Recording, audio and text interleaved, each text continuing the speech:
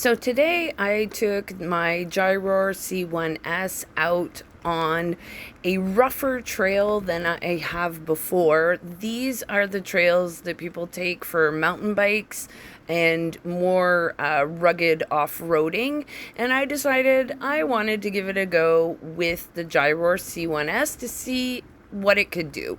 So as you can see, these trails are not as well kept as the ones I usually go on. There's a lot of debris. They're narrow. There are so many rocks. Like, it is really, really rocky.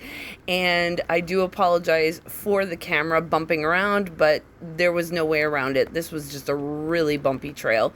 And you can see here, I'm going up a hill, but I didn't want to hit it full blast, full on, because of all the rocks.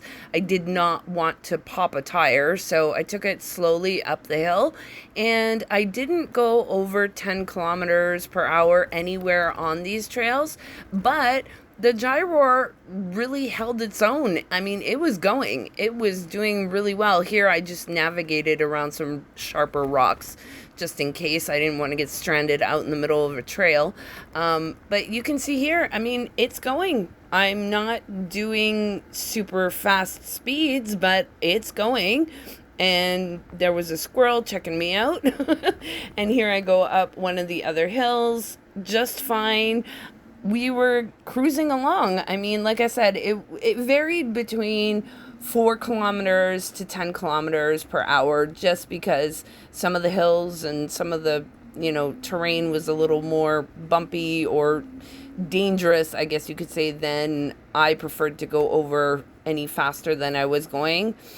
And when I got to this point, it was a nope, because I could see it just got way worse. And I just didn't want to blow a tire, like I said. But I just wanted to give it a try. I wanted to test it out and see how it did on the rougher trails. And it actually really surprised me.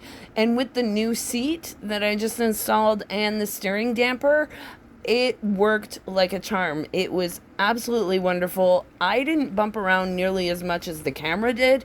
So, yeah, I really enjoyed it. And the verdict is that the Gyroor C1S can actually handle some rougher trails. They don't need to be completely, clear trails like these ones you see here. They can be a little rougher as long as you do your maintenance before you go out on a ride, right? Make sure your tires are filled up properly.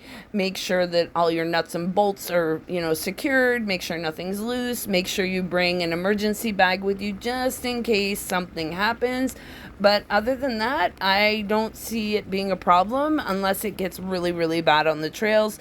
Then just use your judgment. But I didn't have any problem other than when I got to that area that I decided I didn't feel safe at. But if anyone else wanted to navigate it, I'm sure they could have. And so, yeah, I just wanted to put my 2 cents out there and, show you how it handled on the rougher trails.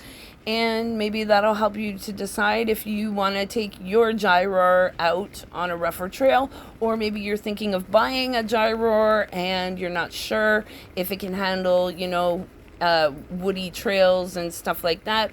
That's what my channel's about, just showing you what the Gyroor can do and, its limitations. And so far, not many limitations to the Gyroor, I gotta say. I'm really pleasantly impressed with this little machine.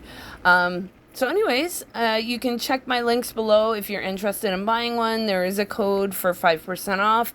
There's also a link to the Gyroor Canada website.